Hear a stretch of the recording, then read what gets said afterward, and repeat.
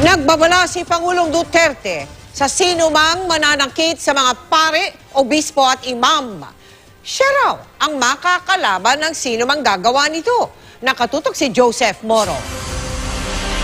Isang text message daw mula kay Manila Archbishop Luis Antonio Cardinal Tagle ang binasa ni Pangulong Duterte. I got this message from Cardinal Tagle, who is now in Rome. Good day po. Greetings from Rome.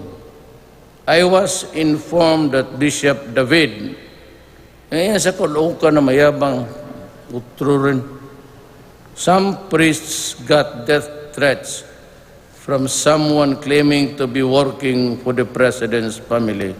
Naninira ito. Sigurado sa kabila yan.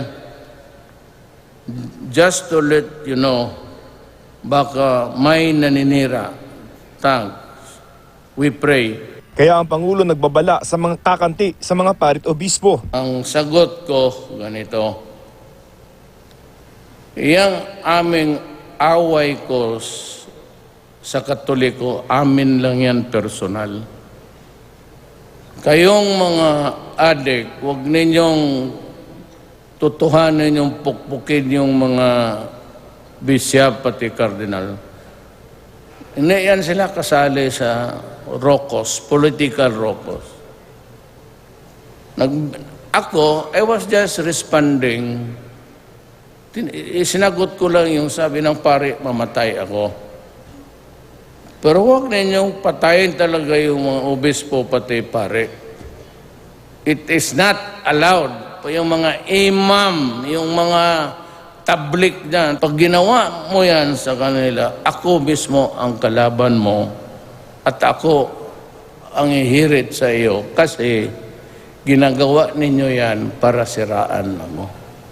Ano man ang makuha ko pagpatayin ko yung pare? Isa si Caloocan Bishop Pablo David sa mga nakatanggap ng pagbabanta sa text dahilan para hindi siya dumalo sa KPP Human Rights Award.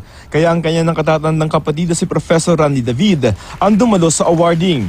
Sa binasang talumpati, ikwinento ni Bishop David ang mga natatanggap niyang banta. For over a week now, my mobile phone has been buzzing with text messages written in screaming and intimidating capital letters telling me that I was next in line for execution. Nag-alok pa raw ang hepe ng Caloocan Police ng assistance para sa kanya, tinanggihan daw niya ito. Sir, I said, as far as I know, your ultimate superior is the President himself. I recall he was the first to pose a grave threat against my life. In early December last year, sabi ni Presidential Spokesperson Salvador Panelo, yun daw hirit ng Pangulo na patayin ng mga bishop ay biro lang. But this one, we says, do not harm them. Yes, May may problema kayo sa akin. Ayan ang serious talk. Alright. He's talking as president, enforcing the law. Sinabi rin ng Pangulo na tingin daw niya mawawala na ang simbahang Katolika dahil sa mga iba't ibang isyong kinakaharap nito. Itong Katoliko na ito will disappear in almost 25 years. Wala na yan. He's just expressing an opinion. An opinion. That is his belief. Whether it will come about, we don't know. Sabi ni Presidential Spokesperson Salvador Panelo, ang mga hirit daw ng Pangulo sa simbahan ay hindi pag-atake sa simbahan bilang isang institusyon, kundi sa iilang mga pari lamang. Sagot naman ng isang opisyal ng Catholic Bishops' Conference of the Philippines, nalampasan daw ng simbahan ng lahat at tatagal ito higit sa 25 taon. Forever daw ang simbahan, ang tao raw ang mawawala at mamamatay, hindi ang simbahan. Joseph Morong, Nakatutok, 24 Oras.